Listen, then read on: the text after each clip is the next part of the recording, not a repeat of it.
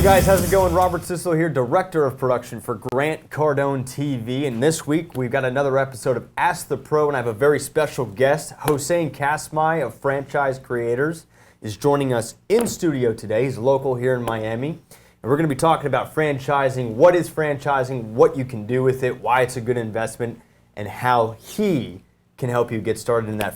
Hossein, thank you so much for coming. Thanks for having me. So you're in the franchising industry, but tell me, where did you start? Where did things begin, and how did we get to where we are now? So I come from the corporate world. Left the corporate world and started my own business back in 2005. I started a company locally in Miami, and I decided to franchise it soon, probably about 6 months into it. And I went into the franchise world back in 2005. This company grew from one location into 175 locations in 11 countries worldwide in just a short 5 years.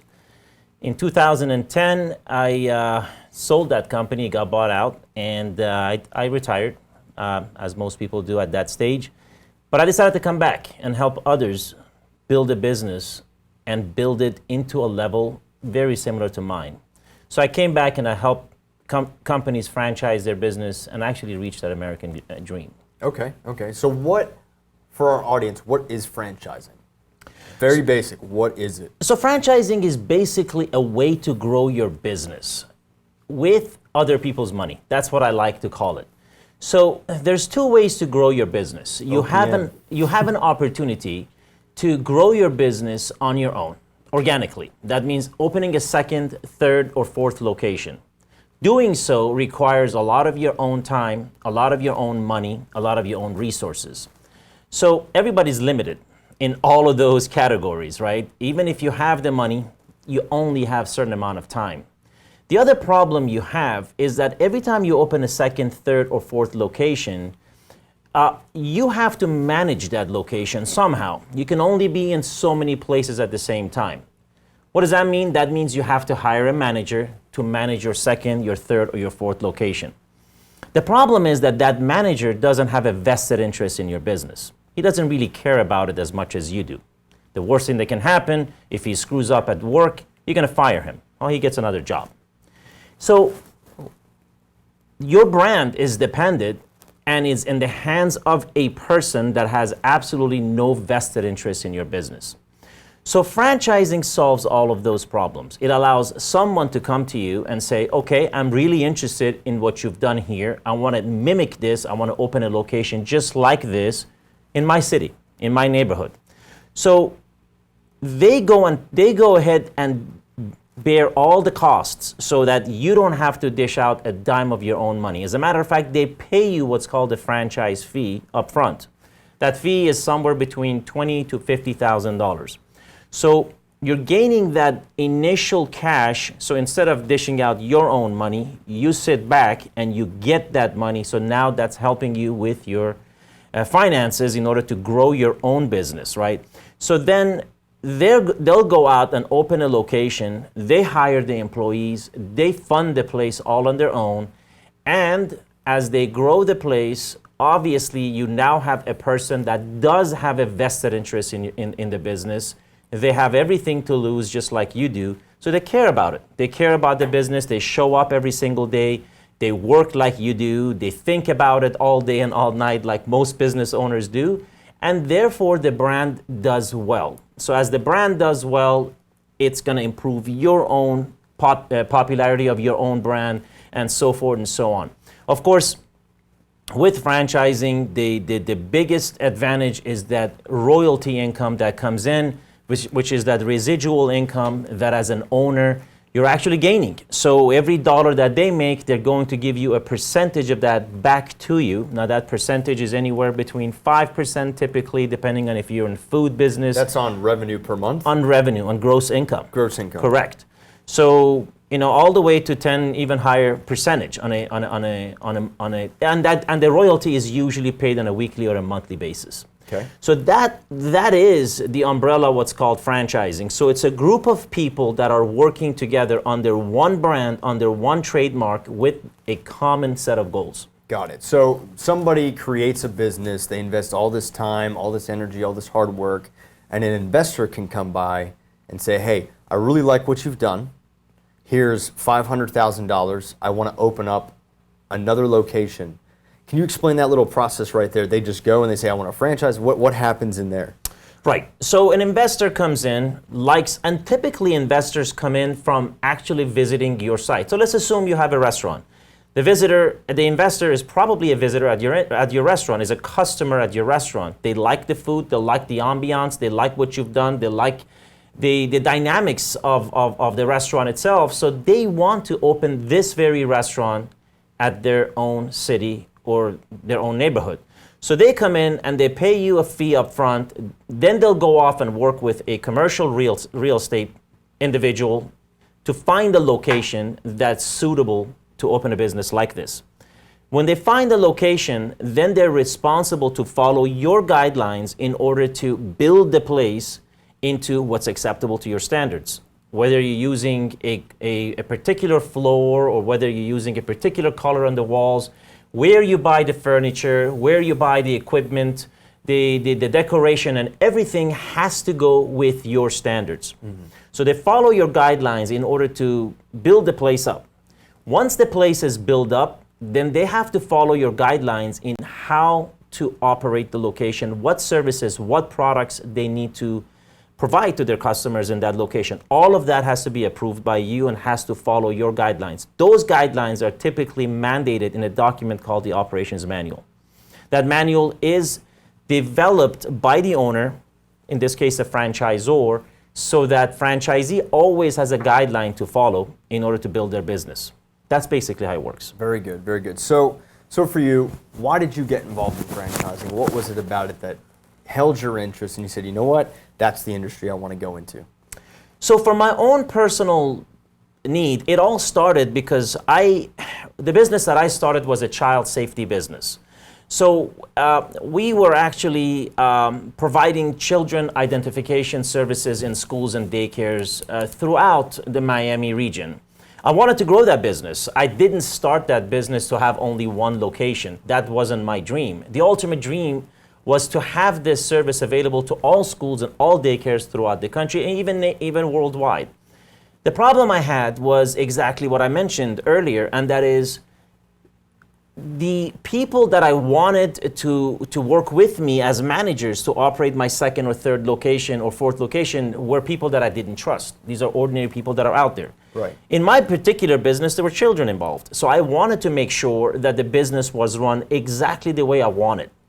And that's when I started researching. And I said, there's no way this can be done organically. They cannot grow the way businesses normally grow. Right. Liability is another issue that with franchising, a lot of that is stopped between franchisor and franchisee. In other words, you don't bear all of that liability by yourself. Got it. So being a children business, being an individual, a person that was building a brand to go nationwide, the only solution that came to mind at the time was franchising, because it removed all of those obstacles. It allowed me to go to cities or countries even and do these services in those places, and I could be sleeping comfortable knowing that someone who had a vested interest in my business was actually out there doing the same thing. I like that. So what are the standards or the qualifications that you look for an investor to go into a franchise? So it all depends on the franchisor. So let's first talk about, how it depends on the business of the franchise. So if the franchise is developed, imagine if it's a restaurant. If it's a restaurant, it may look for people that have restaurant experience.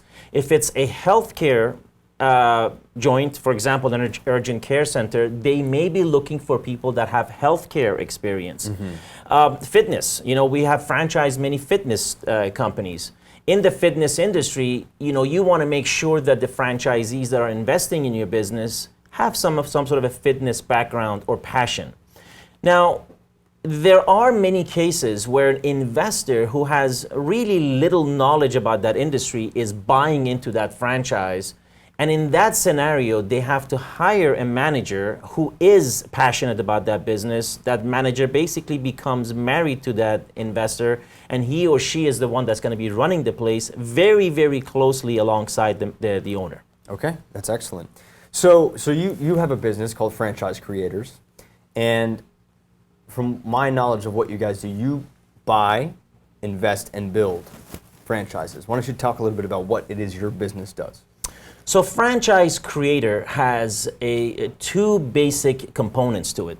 The main thing that we do is we work with businesses. These are businesses that have 1, 2, 3, 4, or even bigger locations. We have franchise businesses that came to us when they had already 50 locations. But typical businesses that come to us have less than 10 locations. These businesses come to us and they're looking for a way to expand their business and go nationwide or go globally through franchising. Mm-hmm. So we work with those businesses in order to turn their operation from a regular business into a franchise operation.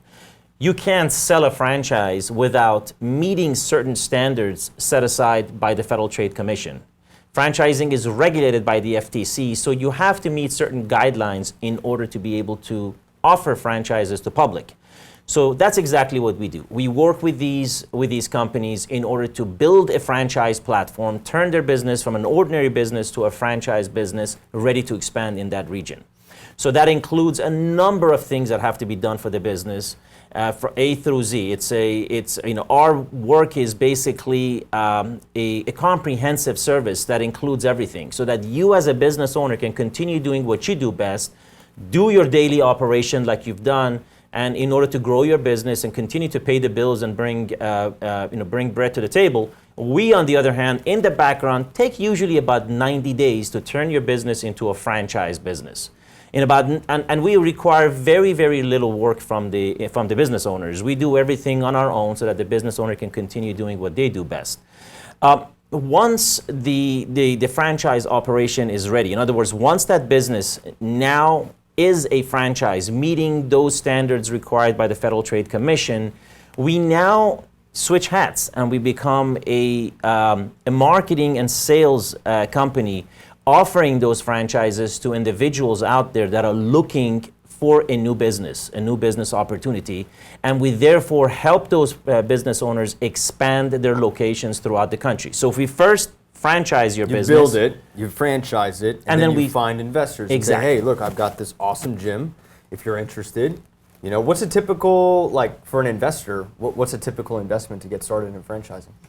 So, well, I mean, you're talking about a business owner that wants to franchise their business? You're educating me and you're educating the audience. Okay. So if somebody doesn't know, what's a good level of investment to start at? So a business owner that wants to turn their business into a franchise operation is looking anywhere, around $40,000 to $50,000 to turn their business into a franchise operation. Once it is a franchise, then that amount could be higher depending on the type of a business, depending on how complex the franchise is. If it's in the healthcare, is more expensive. If it's in some industries, it's a little bit less expensive. So that is pretty much the average out there. Now, once that franchise is available, then, like I said, we now switch hats and we become a B2C company providing our services to consumers. Sure. And those consumers that are buying these franchises, depending on the franchise, can look to spend, and that's a pretty wide range. Robert, it could be anywhere between a $50,000, $80,000, $100,000, depending on the investment, all the way to north of $1 million.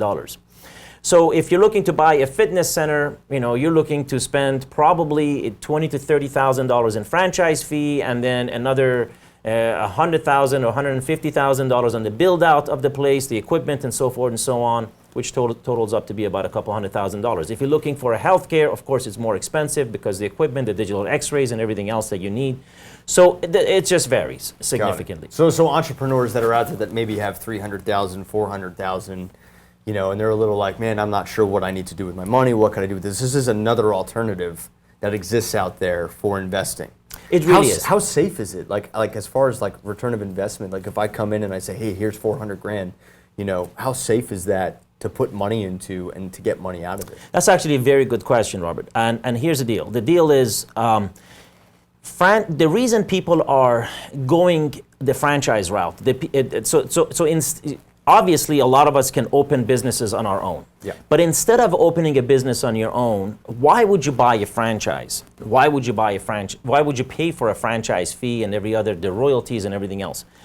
And the U.S. Chamber of Commerce actually puts out a very, very interesting graph that basically says that if you open a business on your own as a business owner, you open a business on your own, the chances of your business staying open only a year later is 50%. Yeah.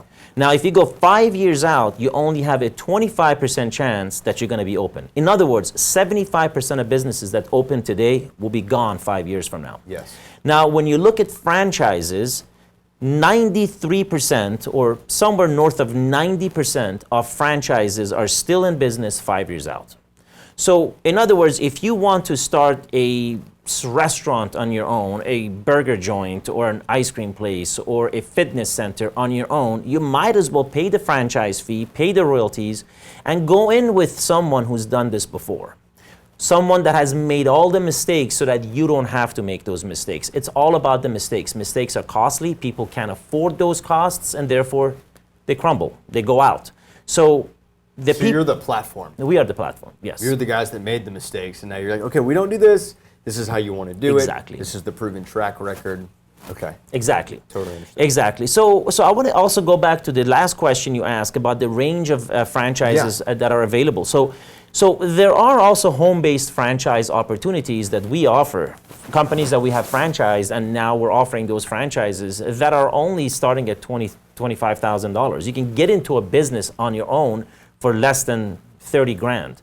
So those businesses are also available. So depending on what you like, where you stand, and what type of business you want to open, if you're a type of guy that wants to be more on the streets and visit different businesses, we have a business for you. If you're a type of guy that, generation after generation have been in food and restaurant and hospitality, we have a business for you.